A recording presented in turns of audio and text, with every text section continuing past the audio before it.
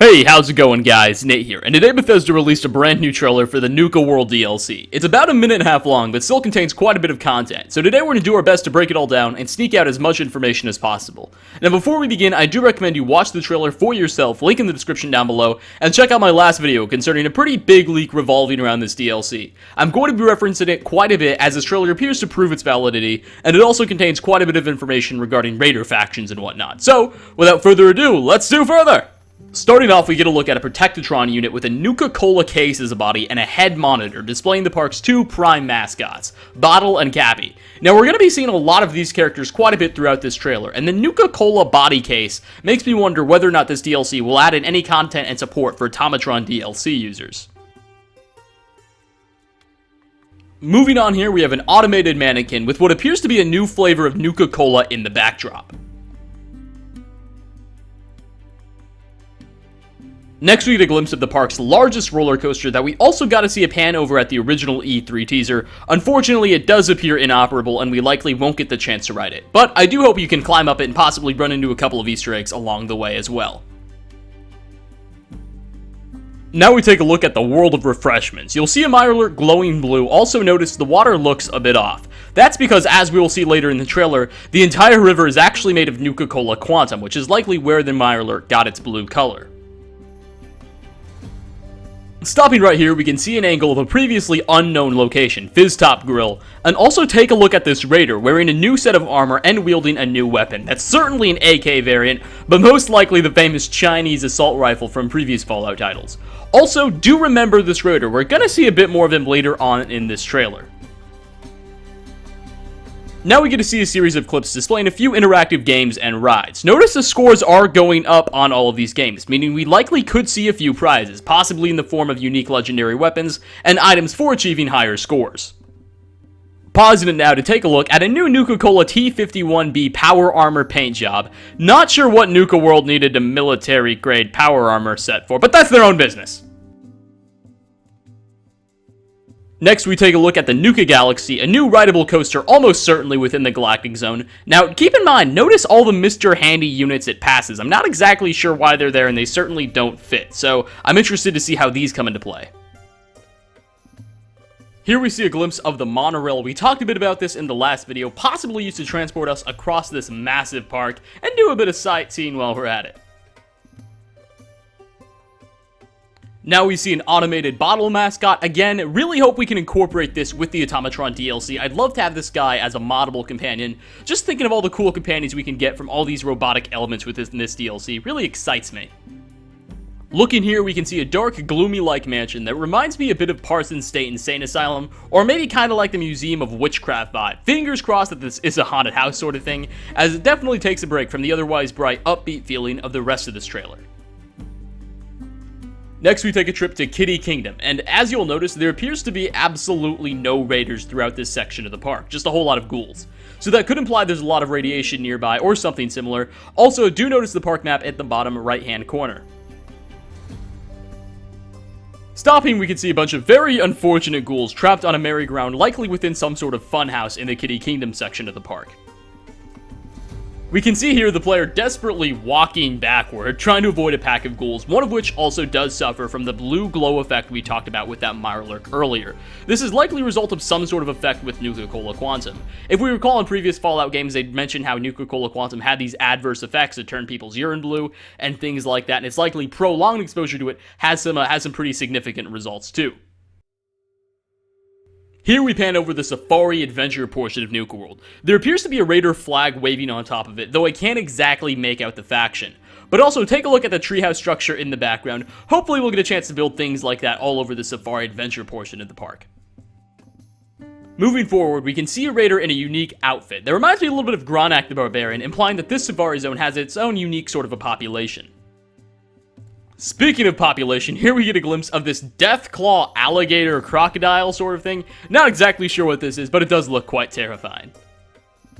At this frame, we get to see a Brahmin that actually appears to have black fur. Now we see some Enclave MK power armor with another unique paint job. Previously, I had assumed it was just the standard Vault-Tec paint, however, it does seem to have a bit more of a blue influence, possibly, again, something to do with this whole Nuka-Cola Quantum theme that this park has. Now we take a look at a Nuka World inspired Mr. Handy and another Protectatron, adding fuel to my hopes of an Automatron tie-in with this DLC. These earthworm things certainly appear to be inspired by the movie Tremors, and they look absolutely just, terrifying. Also, the player is holding a new weapon that is being fueled by some sort of liquid. It does have a bit of a yellowish look, similar to the Nuka-Cola bottle we saw earlier, though that doesn't appear to be, it's not as saturated. Here's the entrance to the world of refreshments. Take a look at the blue banner stating, now with a river of Nuka-Cola Quantum, indicating that the river is in fact filled with that stuff. So I wonder if you drink it if you'll get the same effects. I'd hope so. Hell, maybe you could even refill some bottles. This scene is incredibly important. Looking at the marks on the wall, we can see what appears to be the logo of the Operators, one of the 3 major raider factions within this DLC. Also, notice the 2 raiders. The woman particularly has a pretty unique appearance, so it's possible that she may be the leader of this faction, or at the very least be an important character within it. Here we see a couple of raiders standing next to a captured NPC with a slave collar on her. Now, I gotta be a bit careful when I talk about this stuff, because I don't want to make it sound like I endorse slavery or anything, but it was a pretty interesting mechanic in Fallout 3, and hopefully it might make a return in the form of the Mesmerizer, being able to help capture or free slaves across the Commonwealth. It seems like Bethesda's really given us the opportunity here to play the bad guy, and that excites me. In this shot, we see a new set of armor and even a new sniper rifle shooting at the Cappy mascot for seemingly no reason. She was probably stressed out, has some problems at home. I'm not going to judge her. Now we get a montage of settlement building with a few new assets that they're trying to show off that we haven't seen previously, definitely putting an effort in to add some more settlement mode building materials, though it doesn't seem like they're completely centering this DLC around settlement mode like they've done previously. And behold, the electric paddle ball, but there's something a bit more intriguing with this frame. Looking in the background, we can see what looks like to be the raider shown earlier. He has a similar hairstyle, skin tone, and armor set, so it's likely that this character will be a companion or something. Either that, or this is a terribly huge coincidence. Now we get quite a few frames of you using that electric paddle ball. However, there's also, again, something more intriguing in the background. Looking back, you can see a shopkeeper with what appears to be another slave collar on him, implying that slavery is a pretty emphasized asset throughout this DLC, and that wasn't just for show what we saw earlier. Oh my god, an image can tell 1,000 words. Looking at this picture, we see quite a few things. One, you are charging into Sanctuary with a pack of bandits, which is hugely exciting. Again, kind of supporting that whole being able to capture settlements with lethal gangs of raiders element that they talked about in the Steam description of this DLC. Also, notice the Chinese assault rifle you're wielding, or what we think is a Chinese assault rifle. It does have a unique paint job to it, so this is either a legendary variant, or perhaps we'll actually be able to apply our own paint jobs to our weapons, similar to how we can do it with armors. In this shot, you are placing down a raider flag, but not just any flag, a raider signal flag. We haven't seen one of these before. It likely summons more raiders over to that location, or possibly changes the call sign of that settlement to something owned by raiders. Notice the dash, the pack, implying that that faction is in control of Sanctuary. There are 3 major raider factions, the pack, the disciples, and the operators, and in this instance, the pack has secured Sanctuary. Oh my god, do these raiders not look absolutely insane. We have this weird crow doctor sort of mask with this raider armor. Also, we can see some war paints on some of the raiders in the backgrounds. This is an element we haven't seen in Fallout 4 before. We've got someone with what appears to be a clown face paint, and then on top of the guard stand, we can see someone else with a greenish face paint. This excites me too. It'd be really cool to be able to put on our own sort of face paint that we want to use, and just run around the Commonwealth looking a bit more fearful. Or if you like this raider, maybe look like a clown. I don't know, you do you. I'm not here to judge. Here we get to take a look at 2 robotic aliens wielding alien blaster pistols. Now this means 2 things. 1, more alien blaster pistol ammo, which if you play this game often, you know that alien blaster pistol ammo is not something you come across very often. 2, the fact that these aliens are robotic might entail that if we do get that Automatron DLC tie-in, we could have something like this following us around the Commonwealth, which just excites me even more for this DLC. I'm very hyped about it. New set of Raider power armor. It appears that this Raider in particular is getting shocked by something, but it also doesn't appear like it's doing damage. It seems more like he's kind of absorbing its energy, which is definitely going to lead to a pretty interesting mechanic, to say the least. Not exactly sure what these things are chasing you at the moment, but, I mean, they look pretty damn terrifying. If I saw one of these things at, like, miniature real-life size, I'd probably still be absolutely terrified. So the fact that they're, like, 2 feet long is all the better, I guess. A ghoul who does magic, because why not, Bethesda?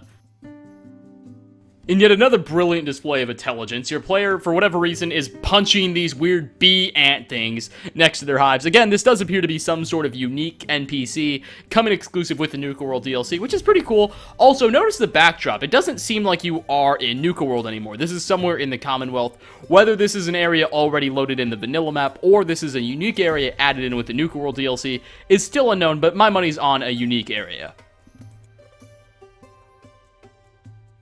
And in the final shot of significance that we haven't seen yet, we do see a pack of feral ghouls chasing you throughout Kitty Kingdom yet again, and there is also that blue glowing ghoul in the background. Not exactly sure if these ghouls are going to have any sort of stat increase, but it does look pretty cool nonetheless. And this concludes our Fallout 4 Nuka World DLC trailer analysis. Nuka World drops on August 30th. Altogether, the trailer does appear to be getting mostly positive reviews. The biggest amount of criticism I've seen has been directed towards the particular settlement mode aspect focus that it has, but it does seem to be a pretty broad-scoped DLC altogether, with content all over the place, which is pretty exciting. I still have some questions, not exactly sure how attacking settlements with raiders works. I mean, previously you owned Sanctuary, right? That's the first settlement you get to own, yet for whatever reason, in another brilliant act of good leadership, you lead a bunch of raiders to attack it. Doesn't seem to make sense there. So I am interested to see how Bethesda tries to play that off. But altogether, I'm very excited for Nuka World. It's a huge DLC with a lot of content, and it does something new. It adds in a lot of new, unique atmospheres that I don't even think Far Harbor did as good as Nuka World looks like it's going to be. So I'm excited for the release. Can't wait for it to happen. I hope you guys enjoyed this video. If you did, be sure to drop a like, dislike if you didn't, and I hope to see you all in my next video. Peace out, everybody.